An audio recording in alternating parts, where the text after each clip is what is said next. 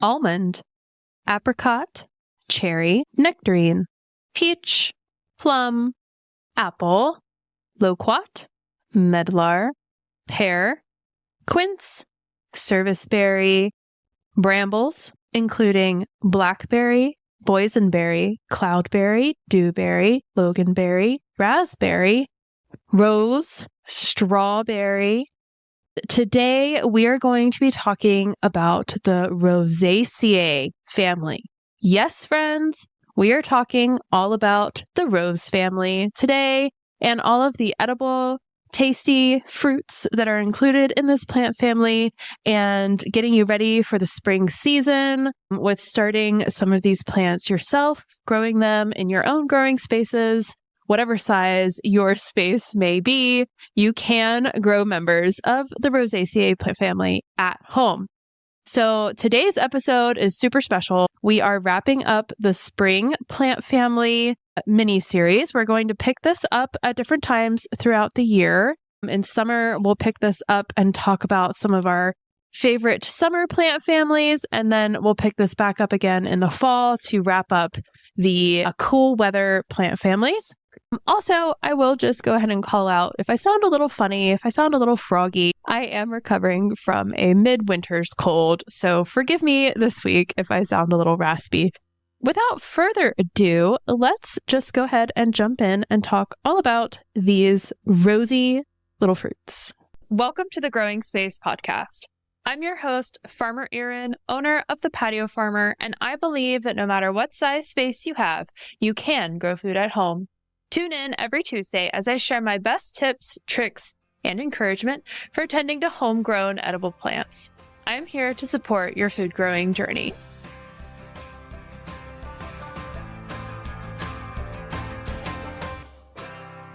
The Growing Space podcast is sponsored by Plant Club by the Patio Farmer. Plant Club by the Patio Farmer is a monthly subscription service I started in 2020. It's a membership-based opportunity to take your growing journey to the next level. With 4 different membership options, you get to decide the amount and kind of support that's right for you. All Plant Club members receive access to my online community through a platform called Circle. Having access to this platform allows members to share pictures, ask questions, celebrate harvest, and get to know each other. All Plant Club members also have access to free seeds each month, along with information on how to plant and tend to their crops, with seeding instructions and downloadable resources from the Patio Farmers Resource Library. Membership starts at just $14 a month. Join Plant Club today by visiting my website, thepatiofarmer.com/membership.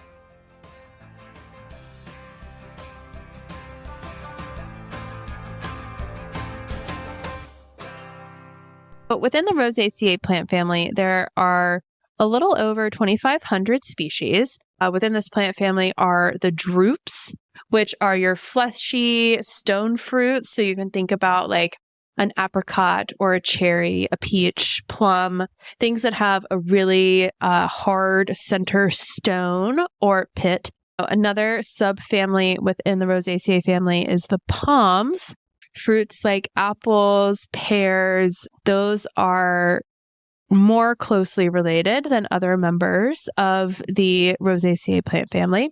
A third subfamily within the Rosaceae family are actually something that's called, this isn't the technical term, but they're called drupelets. So these are going to be fruits that are actually composed of small drupes. So we're going to have our blackberries, our raspberries, and strawberries are all considered to be part of this drupelet subfamily within Rosaceae.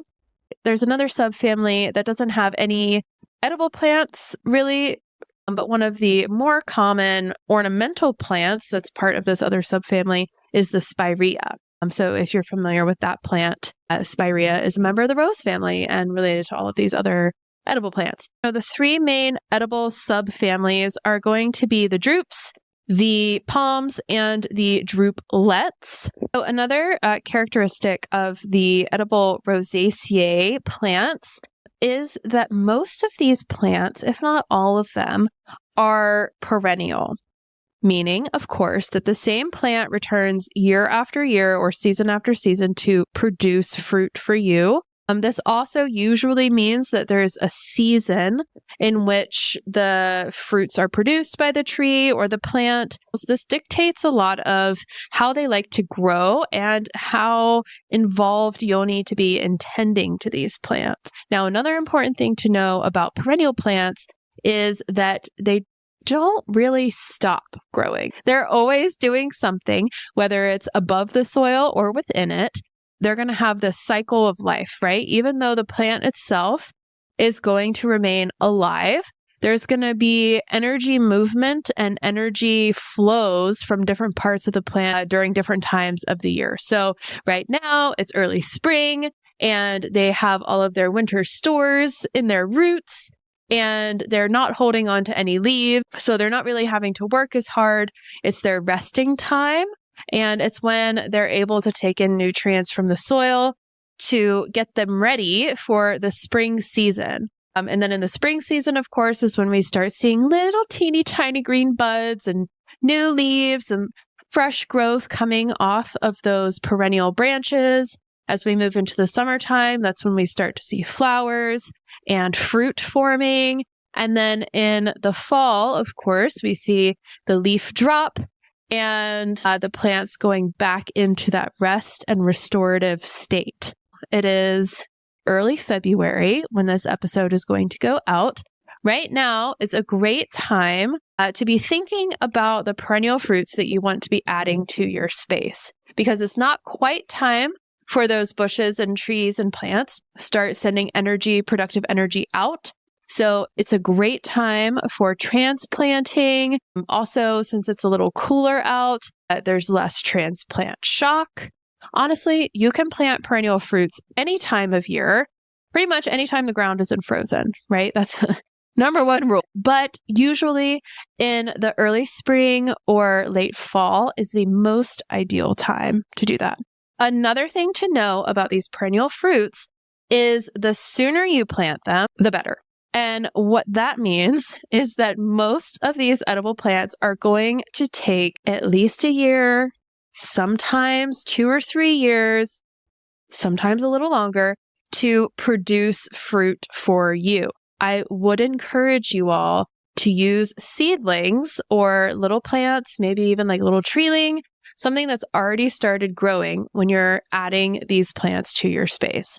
And that's for a couple of reasons. Perennials, just going back to their nature, going back to how they like to grow, they're not in quite as much of a hurry as like your annual plants to produce for you or to grow, right? They're in it for the long run. And so starting these plants from seed can be a little challenging. It takes a lot of patience. It takes a lot of care, a lot of dedication to be successful growing these plants from seed.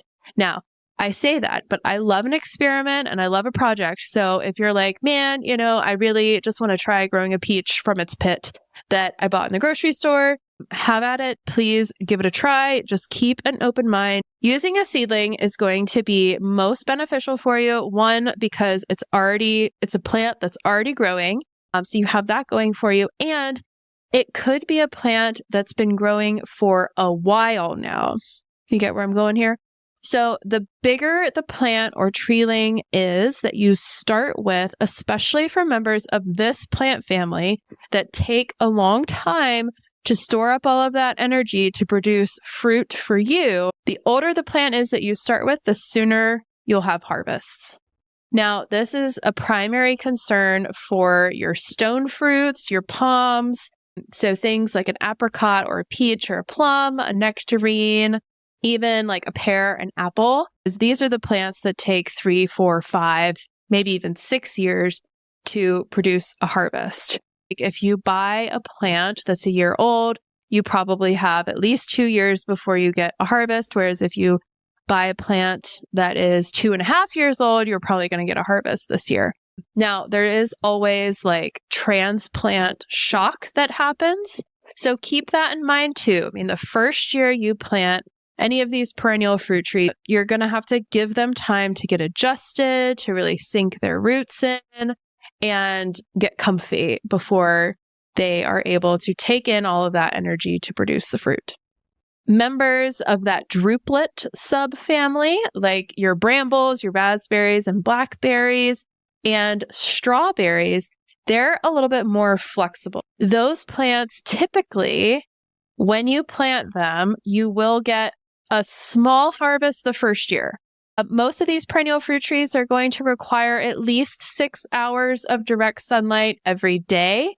The more sunlight you give them, the more fruit that they can produce because the more energy they're able to take from the sun. And they are going to vary in terms of like spacing between one another. And my rule of thumb is the bigger the plant is above the soil that you see, the more space it's going to need within the ground for its roots to spread out and grow. So the bigger or the taller the plant is, the more space it will need from one to another. So typically like apples, I would plant on like a 10 to 15 foot center. So from the center of one plant to the center of the next is about 10 to 15 feet, sometimes more. It depends on the variety that you're growing. So just be sure whenever you're planting these larger plants that you are aware of the variety that you're growing. You know if it's a dwarf or a full variety. Pro tip, if you plan on either growing your fruit trees in containers, which is totally possible. I have all of my perennial fruit in containers. Yep.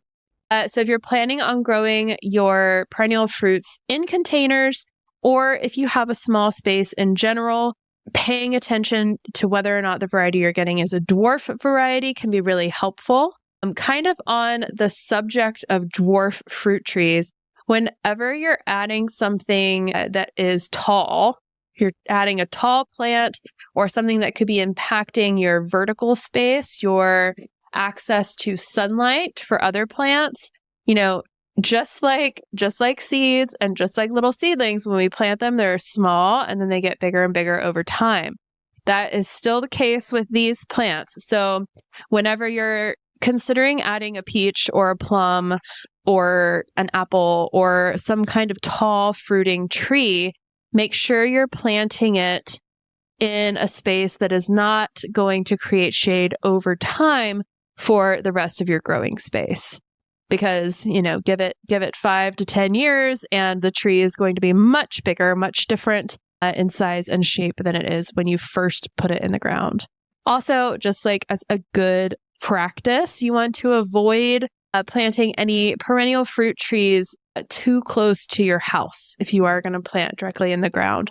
So I usually like to give at least a 20-foot buffer from any kind of concrete foundation or structure from where you plant your fruit trees. Because again, over time, they grow, they never stop growing, they never stop spreading, and you don't want to find yourself in a situation where you have to give up your precious tree that you've been tending because of a structural issue. Yeah, just a consideration there. Now, because they're perennials, they're also really hardy plants. Any of these perennial fruit trees will do just fine planted directly in the ground.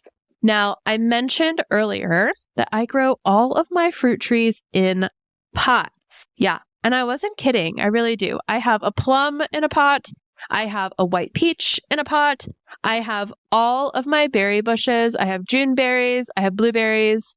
I have raspberries and blackberries.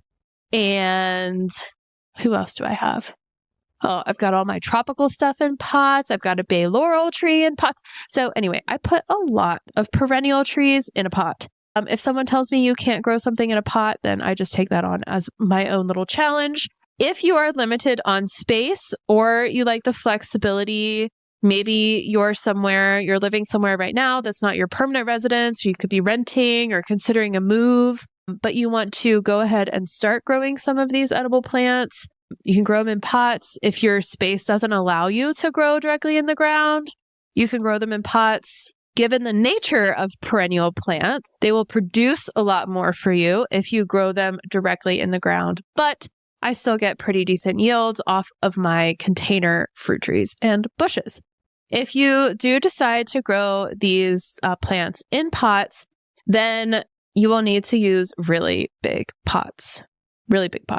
So mainly what I use at home are grow bags.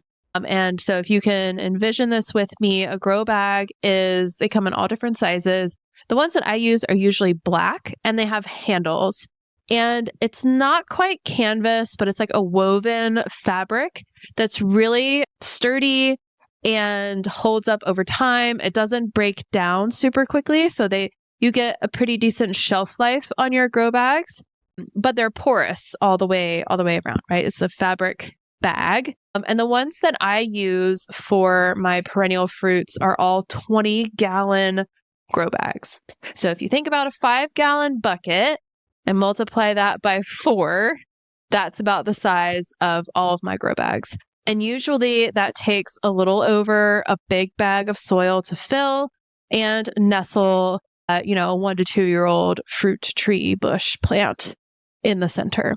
That's what I use. They work really great for me because there's a lot of soil volume that's held in those bags. You don't lose a whole lot of moisture to evaporation, especially in the summer months or when it's really warm. They're really able to hold on to a lot of the moisture and be supported. Their roots have plenty of room to grow. Growing these perennial fruit trees in grow bags is great, but they require feeding a little more frequently than if you were just growing something directly in the ground. So if you were growing, let's say, a raspberry bush in the ground, I would say if you fed them once, maybe twice a year in the spring, maybe, once in the spring, again in the fall, that would probably be sufficient for your raspberry planted directly in the ground. However, if you're growing it in a container, I might say that you would need to feed it every season or every other month. Just to make sure you're optimizing your production. So in this episode, I did just want to name a couple of things about several members of this plant family that are good to keep in mind as you're planning or as you're thinking about adding them to your space. If I was to choose one plant from this plant family that would be the most ideal for small spaces, the most ideal for container gardens or patio farms, or balconies, it would be the strawberry. Now, the reason for that is because strawberries themselves, the plant themselves, is fairly small and compact. They don't have super deep root systems, and they're really prolific, even though they're small plants. So you can put them, if you have like a railing box planter, you could put some strawberries in there. If you have like a veggie tower with small pockets in it, you can plant your strawberries in there. If you're trying to do some vertical growing, ding, ding, you can plant strawberries in there. Strawberries are great vertical growers. A little fun fact for you, which you might have deduced already from this episode, but strawberries are indeed perennial plants. I know. Sometimes we don't think of them as perennial plants. We think of them more as an annual plant, something that we would plant in the spring to harvest from in the summer, and then pull it out to make room for something else the following season. But strawberries will actually return year after year and produce for you more and more with each passing year. Another fun fact about strawberries is they propagate themselves super easily. Okay, so propagate, of course, refers to the reproduction of plants, not typically from a seed, but from a mother plant, either as a cutting or, in the case of strawberries, as runners. So if you've ever seen this happen with strawberries, the plant will send out a little appendage, it's like a little arm that juts out from the bottom or the base, the very center of the plant, and it will sprout a little leaf on this arm. And the leaf weighs it down until it touches the soil. And then as soon as that leaf on that arm touches the soil, the plant sends out little roots right underneath the leaf. And then the roots will land and help create a new plant right there from the mother plant. It's so cool. If you've grown strawberries and you've seen this happen, then you know how cool this is. And it's a great way to go from having one plant to having many plants. This can be a blessing for you if you're trying to start a strawberry farm, or if you want to really maximize your strawberry investment. Start with a few plants, let them propagate themselves. You'll end up with a whole strawberry patch. So that can be great if that's your intention. If that is not your intention, to have your strawberries take over an area, then keep that in mind. And when you start to see their little branches arch out, you can be swift to get rid of those new little growths so that you don't end up with a raised bed full of strawberries. Although I can think of plenty of things that would be worse than a whole raised bed of strawberries. But if that's not the plan that you had for your space, then it just might require you to go in and help maintain that. So strawberry is considered a drupelet. Also, raspberries and blackberries are considered drupelets. And those plants also do the same, where they propagate themselves by sending out what's called a cane. So blackberries and raspberries are considered cane fruits, and they exhibit kind of a similar behavior as their subfamily cousin strawberry does. But their cane is essentially a cross between a branch and a vine. And they originate from the center, from the base of the center of the plant, and they grow up and they produce lots of little leaves and lots of green. And that's also where the fruit come from, is from this cane. And then as the cane grows and gets longer and longer and longer, it's going to get heavier and heavier and heavier. And then it's eventually going to dip down, and part of that cane will touch the soil. Just like with your strawberry runners, as soon as that cane touches the soil, it's going to sprout roots and you're going to get a new plant right there. It's totally magic. I love it. Just like with strawberries, can be a really great thing. It can be a great blessing. And it's also something that you should be aware of. If you don't want your raspberries and blackberries to propagate themselves like that, then it can be helpful to put in a trellis or some kind of horizontal structure for those canes to weave in and out of that doesn't touch the ground. If it touches the ground, it will root and you'll get a new plant. Again, worse things in life than having a bonus raspberry plant. Am I right? I get asked quite a bit, especially this time of year and in the fall, about peaches, plums, pears, and apples. People love these fruits. They love them and they want to grow them at home. And if you're brand new to this podcast, I will just go ahead and remind you all that I am located in Charlotte, North Carolina. We are agricultural zone 8A, and we are known for our mild winters in this climate and our hot, humid summers. We are located in a Piedmont region, so we're not super high in elevation. We're also not super low in elevation, but we have a lot of humidity and moisture in the air. Now, for other members of this plant family, like your strawberries and your raspberries and your blackberries and the others, they're not quite as bothered by the humidity. But these stone fruits and the pommes, they are very sensitive to the humidity. And with the humidity, even if they're spaced properly and you have all the conditions perfect for them, our climate brings a lot of extra moisture in the air. With the humidity comes increased risk for fungus. So there's a couple of unique fruit tree funguses that can be very detrimental to fruit trees. Not necessarily lethal to fruit trees, but very detrimental to how they look, how they end up being formed and shaped, and the production. I always encourage people to give a little pause and a little extra consideration before they plant an apple, a peach, a pear, because of that increased fungal risk. There's a handful of things that you can do to help treat a fungal infection if you suspect that is an issue for some of your plants, but it is not a super easy thing to officially cure or officially eradicate from your plants. And most likely it would be something to keep an eye on every year. So not to be like a Debbie Downer or anything, but I do just want you to have that insight about some of the members of this plant family before you invest your time and resources in putting in these trees.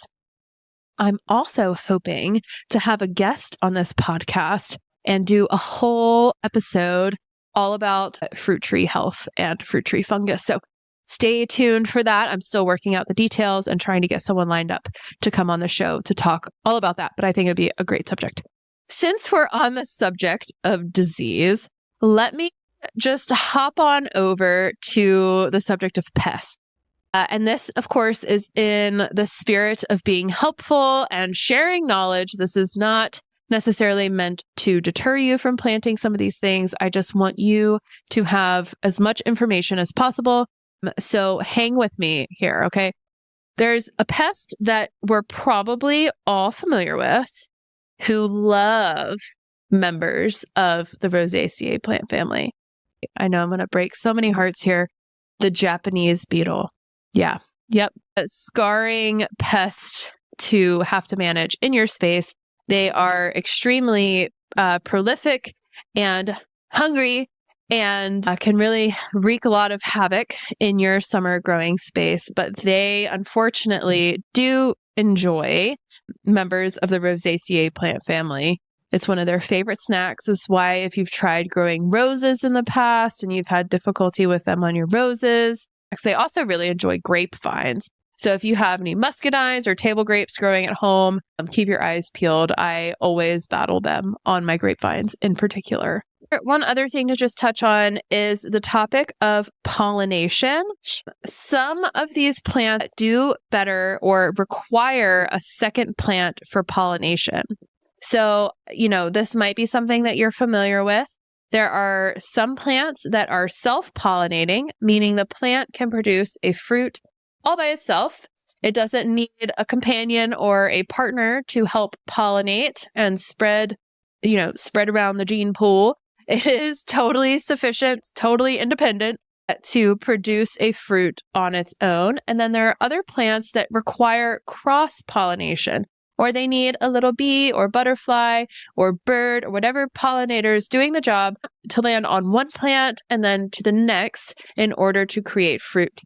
There are some types of peaches, pears, apples, apricots, plums that require cross-pollination, but there are also some varieties that do not require cross-pollination. Your strawberries, your blackberries, your raspberries, members of the drupelet subfamily, they are all self-pollinating. As you're choosing your varieties, that you're picking the right variety for the size space you have, the right variety for your climate, and the right variety for pollination.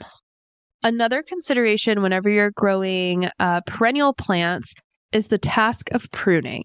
Now, I love pruning. It's one of my favorite things that I get to do in the spring and fall for perennial plants. Or the practice of pruning is helping guide the plant's productive energy into the parts that are going to produce more for you. So as your plants are growing, if you notice there's like a cane or a branch that stops being productive, or maybe it loses its leaves prematurely, then it may be time to prune that branch or that limb. It's a totally normal process for fruit trees. So I have an entire blog post up on my website about pruning perennials, specifically with intention and intuition. And I will put a link to that blog post in the show notes for today's episode. If you are interested in pruning, or maybe you're like brand new to pruning and you're looking for a quick little intro and some tips from me to give that post just a quick peruse.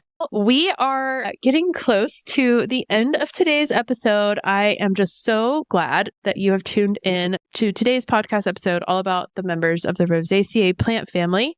Like I mentioned at the top of this episode, this is the 5th episode in the Meet the Plant Families mini-series, and this is also our last Meet the Plant Families episode for at least a couple weeks. We're going to take a little break and talk about some other things to help get you ready for the spring growing season. So if you're new to this podcast, I would encourage you to go back and listen to some of those other episodes about the different plant families. We've talked about the Brassicaceae plant family. We've talked about the Apiaceae plant family, the Compositae plant family, and last week was the Fabaceae plant family.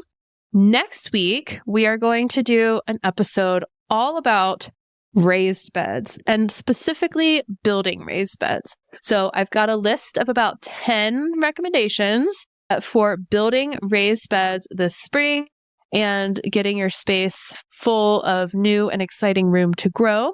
And then I've got some more great content to share with you later this month. Again, getting ready for the spring growing season which here in Zone 8A is like, just a few weeks away, really like early March.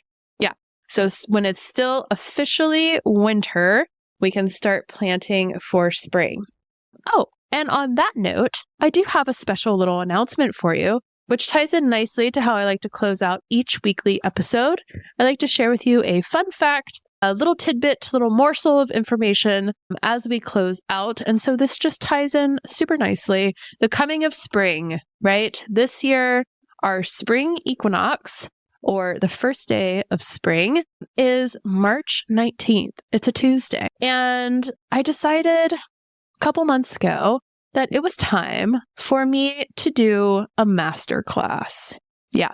So that's what I'm working on the rest of this wintry season, is a masterclass just for you. Yes, it's called The 6 S's to Success. It's a little bit of an alliteration. Who doesn't love an alliteration? But I am working on that and finalizing all of those details for you.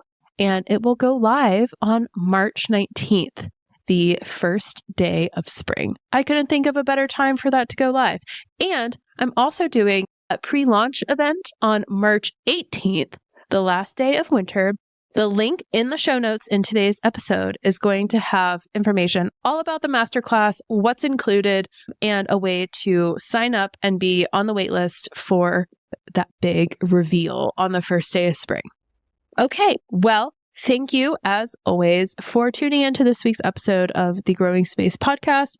And I will see you again next week as we talk all about building raised beds and getting you ready for a wonderful spring season. Thanks again for tuning into this week's episode of the Growing Space podcast. I hope that you learned something new and that you were able to take this new information home with you and implement into your growing journey and into your growing space. As always, I am here to support you and your food growing journey. If you'd like to learn more about the different services and resources and membership programs that I run through the Patio Farmer, please check out my website, thepatiofarmer.com. You can also follow me on social media. I am on Facebook, Instagram, and oh my gosh, most recently, TikTok. Wow. I know. Here I am. Patio Farmer is on TikTok. It's very exciting. If you enjoyed today's episode, please give it a like or a rating or a review if you want. Maybe share a little comment about your favorite part of the episode. Share it with a friend. The more interactions I get with my little podcast online, the more I'm able to help people just like you in their food growing journeys. As always, thanks for being here, and I will see you again next week.